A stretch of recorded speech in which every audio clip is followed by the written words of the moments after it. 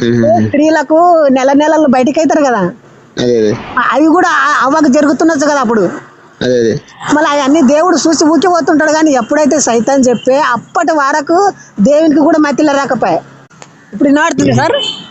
ఇప్పుడు కొంచెం వినబడుతుంది, ఇప్పుడు మంచిగా వినబడుతున్నది. మాట్లాడండి సార్. అదే మీకు ఎందుకు వచ్చింది సార్ అట్లాంటి డౌట్?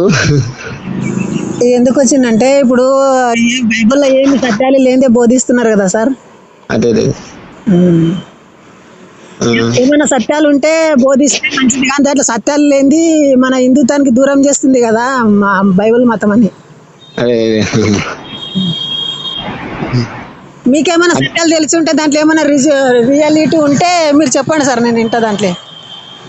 ఎందుకంటే మేము మీ నుంచి కూడా ఇంకా ఎక్కువ తెలుసుకోవాలని ఆశతో చేసినాం సార్. మేము కూడా చర్చికి వెళ్తాం కదా, అది సార్ ఇట్లా పెట్టిండు కదా అని చెప్పేసి మళ్ళీ మీతో అనుకుందామని. అదే దాంట్లో నాకు తెలిసినంత మట్టుకు ఏమి రియాలిటీ లేకుంటది. మనం హిందూ సోదరులతో మన వద్ద వివాదం పుట్టిస్తుంది, కానీ దాంట్లో ప్రేమ లేకుంటది. ఇప్పుడు మా సొంతంగా మన కొడుకు ఉండడు అనుకోండి, మనం ఇప్పుడు నా కొడుకు ఉండడు అంటే నా కొడుకుని నేను మంటలేసి కాలవను కదండి, ఎంత తప్పు చేస్తే కూడా. కన్నకొడుకుని అట్లా కలుస్తాం మనం. యేసుప్రభు ఏమంటాడు, నా పిల్లలు ఇప్పుడు మన అందరం యేసుప్రభు పిల్లలం అనుకున్నాం, నన్ను నమ్మని వాళ్ళకు అగ్ని లేసి కాలుస్తా అని అంటాడు. దాంట్లో తండ్రి ప్రేమ కనబడదు సార్. అట్లని మీరు ఎక్కడ సార్? మీది మహారాష్ట్రలో ఉంటా నేను. మాది మహబూబ్ నగర్ జిల్లా, అక్కడ ఉంటా నేను. మహారాష్ట్రలో సెట్ అయినా ఇప్పుడు పుణే. అంటే ప్రస్తుతానికి ఇప్పుడు మీ సొంతగా ఎక్కడ మీ అంటున్నా? పూణేనా? అంటే తెలంగాణ సార్. మేము తెలంగాణలో నుండి ఇక్కడ వచ్చి సెట్ అయినాం. అదే అయితే నేను అంటున్నా సార్, ఇప్పుడు సార్ మీకు వీలుందా సార్ మాట్లాడడానికి? వీలుంది సార్. ఎట్లా అంటే రోడ్ ఉంది కదా, నేను బైక్ మీద పోతా ఉంటే మీ ఫోన్ చూసి లిఫ్ట్ చేసిన, అందుకే జర బ్యాక్గ్రౌండ్ నాయిస్ చాలా వస్తుంటది అనుకుంటా మీకు. అదే అట్లాంటి సార్, మీకు ఏమైనా డిస్టర్బెంటా లేకపోతే వీలుందా మాట్లాడడానికి? లేదు సార్, నేను మాట్లాడుతూ ఉంటా. అదే అయితే నేను ఏమంటున్నా సార్, ఇప్పుడు కరెక్ట్ వాస్తవం సార్, మీరు అన్నది కూడా వాస్తవమే. వినబడుతుందా సార్ నేను అన్నది? వినబడుతుంది సార్. అయితే ఇప్పుడు యేసు ప్రభు గురించి ఇప్పుడు నేనైతే చదువుకోలేదు, కానీ నేను పూర్తిగా చదువుకోలేదు, కానీ ఎందుకంటే ఇప్పుడు మీరంటే జ్ఞానవంతులు కాబట్టి చదువుకున్నారు మంచిగా, ఎందుకంటే మీకు జ్ఞానం ఉంది కాబట్టి. అయితే ఇప్పుడు ఇంకా చాలా పెద్ద పెద్దోళ్ళు కూడా ఇప్పుడు మేము ఎబ్రోన్ సావాసం అని ఉంటుంది సార్, మాకు హైదరాబాద్ ఉంటుంది. అది ఒక సిక్కులైన నమ్ముకున్నాడు, భక్తి సింగ్ అని. ఆయన మహాజ్ఞాని, వేదాంతం అంటే ఆయన సిక్కులైన ఆయన. ఇప్పుడు వాళ్ళు కూడా హిందూ సాంప్రదాయం నుంచి వచ్చిండు. ఆయన కూడా హిందూ సాంప్రదాయం నుంచి వచ్చి ఇక దేవుని నమ్ముకొని చాలా సేవ చేస్తూ వచ్చిండు. కాబట్టి ఆయన సేవ చేసిన దాంట్లో చాలా మంది బ్రాహ్మణులు కూడా దీన్ని వెంబడించారు సార్. మరి ఎట్లా? నేనైతే చదువుకోలేదు, ఏదన్నా ఉంటే క్షమించండి మీరు నన్ను. ఇప్పుడు కేరళలో ఒక టోపీ అమ్మ అని ఉంది సార్. కేరళలో ఒక టోపీ అమ్మ అని ఉంటది. అదే ఆమె ఛాయ్ తాగి ముఖం అంతా ఉమ్ముసుకుంటూ జొల్లంతా ఇట్లా కార్చుకుంటది, ఎదపడితే. ఆమెకు దేవుడు అని మొక్కుతారు, రోడ్డు మీద నమస్కారాలు చేస్తుండ్రు. అంటే ఈ ప్రజలకు ఎక్కడ మిరకాలు ఎక్కడ మంచిగా అనిపిస్తే అక్కడ పోతా ఉంటారు. అదే ఆ ఉద్దేశంతో పోయిండ్రు. కానీ అక్కడ ఏమైనా రియాలిటీ ఉంటే చూపించలే కదా, చూపిస్తలేరు. ఉట్టి మాటలతో చెప్తుంటారు కానీ చేతలు లేకుంటాయి. అయితే నేను అనుకున్నా సార్, ఒకటి ఏంటంటే ఇప్పుడు ఆ హేరోదు రాజు 2000 మందిని చంపేసింది కదా. ఇప్పుడు ఈ యేసుప్రభు చంపేయడానికి ఉద్దేశించిన ఆయన ఫస్ట్ ఈ యూదుల రాజుగా పుట్టినవాడు ఎక్కడున్నాడా అనే దాంట్లో ఆయనకు ఒకటి ఏంటంటే ఒక కోపం వచ్చేసింది ఆయనకు. నేను రాజుగా ఉండంగా ఇంకా నాకంటే ఎవరు రాజుగా పుడతారనేది అసే ఆయన పుట్టేసింది అనమాట.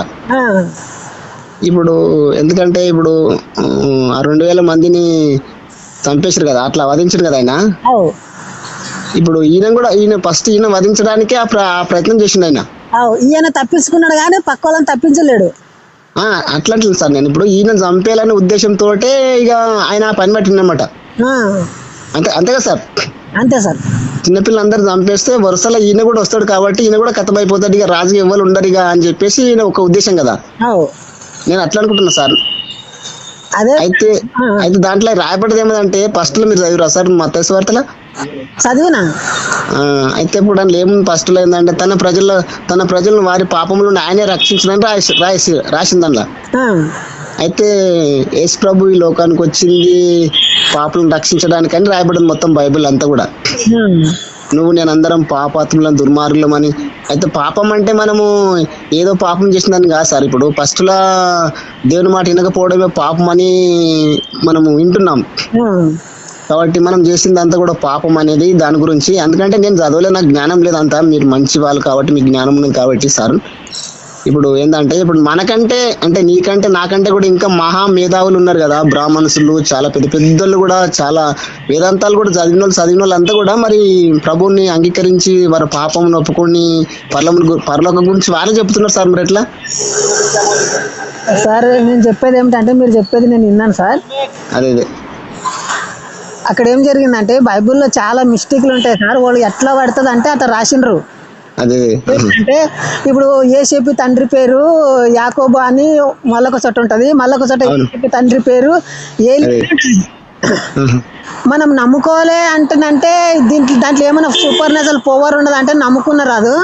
పరలోకం యేసుక్రీస్తు ఉన్నాడు అంటున్నాని ఇది మూఢనమ్మకం కింద వస్తుంది. అట్లా మిస్టేక్లు ఉంటాయి అంటున్నాని బైబిల్లో ఉన్న చరిత్రలు అన్ని కొన్ని మంచిగా ఉంటాయి, అవి మనకు మంచిగా కూడా ఉపయోగపడుతుండొచ్చు. కానీ అది బైబిల్లో మిస్టేక్ ఉండదు కదా. నిజంగా పరిశుద్ధాత్మ దేవుడే రాసి ఉంటే కొన్ని అన్యాయానికి అన్యాయమే న్యాయం చేయలే కదా. ఇప్పుడు దావీదు సొంత తన సైనికుని భార్యని అక్రమ సంబంధం పెట్టుకొని ఇష్టానుసారం చేసి ఆ కుటుంబాన్ని నాశనం చేసిండు. దేవుడు శిక్షించపాయ. ఆ కొట్టబోయిన చిన్న బిడ్డని చంపేసిండు, చిన్న పసికునని చంపేసిండు. అంటే పిల్లలని కూడా బలి తీసుకునేది దేవుడు అతని ఆ చరిత్రలో.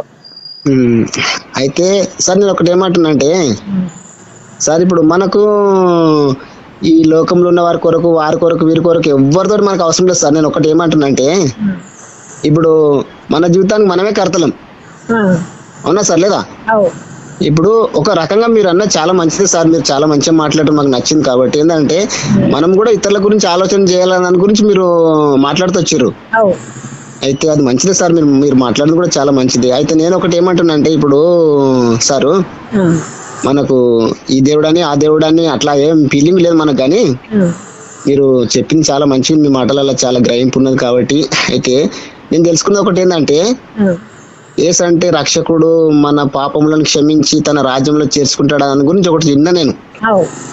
మనం చనిపోతే పరలోకంలో ఉంటామని దాని గురించి కూడా చెప్తూ వచ్చిర్రు. అయితే అందులో ఇంకొకటి ఏంటంటే మీరు చదివారు లేదు సార్? నేను చదివినా ఒకటి యోహాను సువార్త ఉంటుంది. అందులో యోహాను సువార్త 5వ అధ్యాయము 9వ వచనం రాయబడింది ఒకటి 8 నుంచి. మరలా చనిపోయిన వాళ్ళందరూ మరలా సమాధులన్నీ తెరవబడతాయంట ఒక దినమున. అయితే ఇప్పుడు మనము యేసు ప్రభు చనిపోయి తిరిగి లేచిండు కదా అంటే బైబిల్ చెప్తుంది కదా సార్, మనం ఎరగలేం కదా అని. ఎరగలేము కానీ మీరు దీనికి సమాధానం నేను చెప్తా సార్ ఒకసారి. అదే ఇప్పుడు యేసుక్రీస్తు వచ్చినప్పుడు సమాధులు అన్ని తెరవబడతాయి అంటున్నాని బైబిల్లో రాసింది కదా. అది మనం నమ్ముతున్నాము. అవును కరెక్ట్. సో అది చాలా తప్పండి మనం నమ్మడం. ఎట్లా నమ్మరదంటే ఇప్పుడు యేసుక్రీస్తు ఏమంటున్నాడంటే ఏమైతే చెప్తాడు కదా అది తానే చేస్తూ ఉంటాడు. ఇప్పుడు మత్తయి సువార్త 10వ అధ్యాయంలో యేసుక్రీస్తు ఏమంటాడు? అన్య జనులకు సువార్త చెప్పకూడదు అని అంటాడు. మళ్ళీ అన్య జనులకు సువార్త చెప్తాడు. ఇప్పుడు సమరయ మార్గంలో పోకూడదు అని చెప్తాడు. నీకు ఆ మాట గుర్తుందా?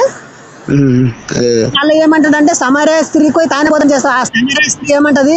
నువ్వు యూదుడు అయి ఉండి నాకేందుకు బోధ చెప్తున్నావు అని అంటది. ఏదైతే చేయరాదని చెప్తాడో అదే యేసు ప్రభు చెప్తుంటాడు. చాలా మీరు మంచి చాలా చదువురు సార్, మీరు చాలా జ్ఞానవంతులు సార్. బాగానే చదువురా. నేనేమంటా అంటే యాదైతే చేయరాదు అంటాడో అదే యేసు ప్రభు చేస్తుంటాడు. దేవుని లక్షణాలు అలా లేకుంటాయి. మనం ఏం చేయాలంటే దాంట్లో ఉన్న మిస్టేకులు, ఇప్పుడు నీవు నేను మాట్లాడుతున్నామంటే మన లోపల ఏమైనా మిస్టేక్ జరిగితే అది మన మనసులో కాబట్టి లోపాలు జరుగుతాయి. దేవుడు ఏమంటాడు? నువ్వు అన్యులకు సువార్త చెప్పకు, అన్య జనుల మార్గంలో పోకు అని చెప్తాడు కదా. తానే పోయి సమరయాల మార్గం పోతాడు. ఒక ఎండపూటలు ఆయన నీళ్లు చదువుకుంటుంటే ఆయన పోయి సువార్త చెప్తాడు ఇతని. అదే ఏమంటది, యూదుడు అయిన నీవు నాకెందుకు సువార్త చెప్తున్నావు, యూదులకు సమరయులకు సంగతం కుదరదు కదా, నీవే చెప్తావు యేసు ప్రభు శిష్యులకు, అక్కడ వాళ్ళకి చెప్తావు నాకు వాళ్ళకి చెప్తావు అన్నలకు అక్కడ అర్థం వస్తుంది. బైబిల్ అన్ని కొన్ని మంచిగా మనసుకు తాకినట్లు ఉంటాయి, దాంట్లో రియాలిటీ లేకుంటుంది. దీంట్లో మనకు దోషము కళాలు పుట్టుతూ ఉంటాయి. సో అందుకని మనం రియాలిటీ తెలుసుకొని నిజంగా ఎవరిని దోషించకుండా ఎవరిని అన్యాయం చేయకుండా, యేసుక్రీస్తు నిజమైన దేవుడు బాటలంతా సుళ్ళ అని బైబిల్ చెప్తుంటది. అట్లాంటి దాన్ని ఇప్పుడు అన్ని ట్రాస్ చేయడానికి మనం కొట్టక సావాలే, మన అందరం సోదర భావంతో కలిగి అందరం కలిసిమెలిసి ఉండాలని నేను వీడియో చేస్తుంటాను సార్. మంచిగా సార్ మీరు చేయడం మంచిగా, మేము తప్పని అట్లేం సార్ అండి. ఇప్పుడు అంటే ఇప్పుడు మనకంటే మంచిగా ఉన్న ఇంకా పెద్ద పెద్దలు చాలా వేదాంతులు బ్రాహ్మణులు ఇంతకు మొదలు వాళ్ళు హిందూ సాంప్రదాయంలో ఉండి వాళ్ళందరూ బ్రాహ్మణ పని చేసి పూజారులుగా ఉండి వాళ్ళు కూడా మరి మళ్ళా తిరిగి ఇళ్ళకు రావడం ఎట్లా జరిగిందని అంటున్నా. ఇప్పుడు వాళ్ళు కాపీ కొడతారు. ఇప్పుడు నువ్వు మంచి ఇప్పుడు నువ్వు ఒక వచనం నాకు చెప్పినావు అనుకో, ఏమంటే యేసుక్రీస్తు వస్తే సమాధులు అన్ని తెరవబడతాయి అంటున్నా అంటే కదా. అవునవును, నేను చదివి చెప్తున్నా సార్, అలా ఉన్నది కదా అందుకే చెప్తున్నా. ఒక నిమిషం నేను ఇప్పుడు అది నాకు మంచిగా కొట్టి అనుకో, అదే నేను నీ మాటని ఇంకొక 10 మందికి చెప్తా.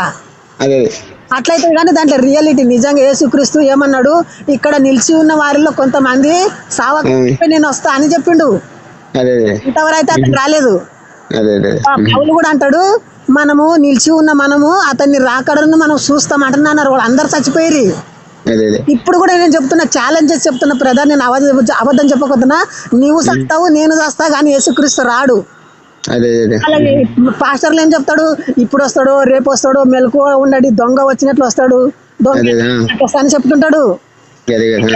రియాలిటీ తెలుసుకున్నలే మనం బైబిల్ సొంత జ్ఞానంతో చదవాలి. పాస్టర్లు అంటే పాస్టర్లకు బతికిదేరు బైబిల్.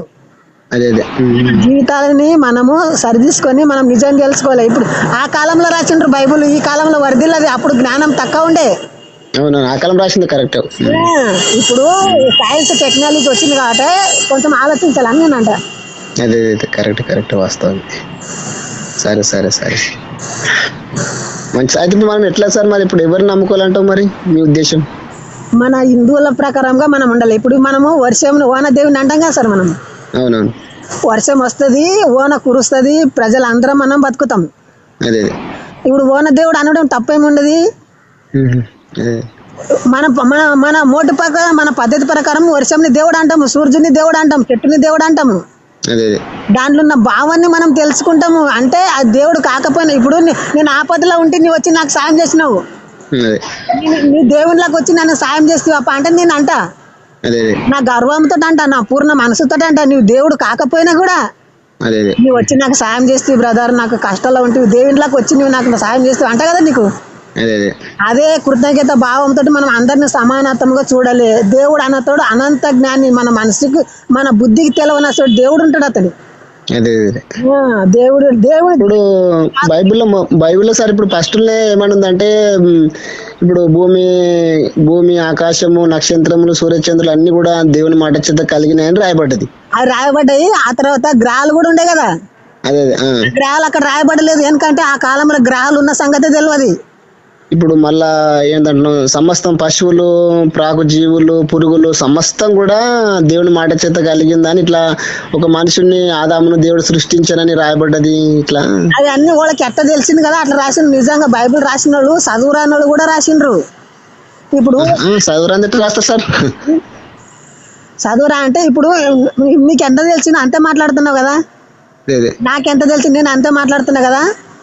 వాళ్ళకి ఎంత తెలిసింది అంతే ఆ కాలంలో రాసిండ్రు. ఇప్పుడు నీవు నేను బట్టలు వేసుకున్నామంటే బైబిల్ ప్రకారంగా దేవుని నుండి కాదు, సైతాన్ నుండి. సైతాన్ వచ్చి చెప్పి నువ్వు బట్టలు వేసుకోరా, నువ్వు బట్టలు అని చెప్తే అప్పుడు బట్టలు వేసుకుంటారు వాళ్ళు. దేవుని ఉద్దేశం అయితే ఇప్పుడు బట్టలు తిరిగేదంట ప్రపంచం అంతా. ఇది బాగుండదే, సైతాన్ చెప్పింది బాగుండదే. అయితే ఇప్పుడు అట్లా రాయబడ్డది ఏంటంటే ఇప్పుడు అప్పుడు వాళ్ళకు బట్టలు లేకుండా కాబట్టి దేవుడే వాళ్ళకు వస్త్రాలు ధరింపజేసానని రాయబడ్డది. లేదు సార్, దేవుడు సైతం చెప్తేనే వాళ్ళు వస్త్రాలు ధరింపజేసే, లేకుంటే దిన్నం వచ్చి వాళ్ళ నగ్నతం చూసిపోతున్నాయి దేవుడు. స్త్రీలకు నెలలు బయటకు అవుతారు కదా, అవి కూడా అవ్వకు జరుగుతున్నచ్చు కదా అప్పుడు. మళ్ళీ అవన్నీ దేవుడు చూసి ఊకిపోతుంటాడు. కానీ ఎప్పుడైతే సైతం చెప్పే అప్పటి వరకు దేవునికి కూడా మతిలో రాకపోయా. దీన్ని బట్టి ఏమర్థమవుతుంటది అంటే బైబిల్ రాసినోడు సామాన్య మానవుడే, అది పరిశుద్ధాత్మ కాదు అని అర్థమవుతుంటది.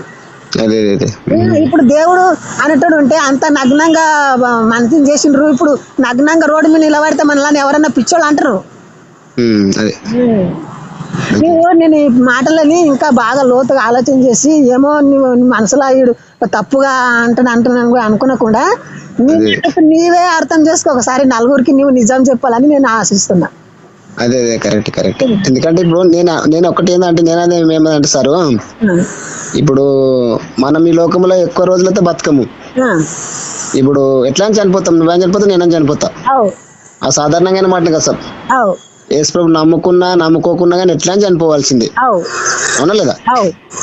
అయితే ఇప్పుడు నమ్ముకున్న ఆత్మ, ఇప్పుడు మనం చనిపోయిన ఆత్మ ఎక్కడ పోతుంది అనే దాని గురించి మనం గ్రహించాలి అంతే.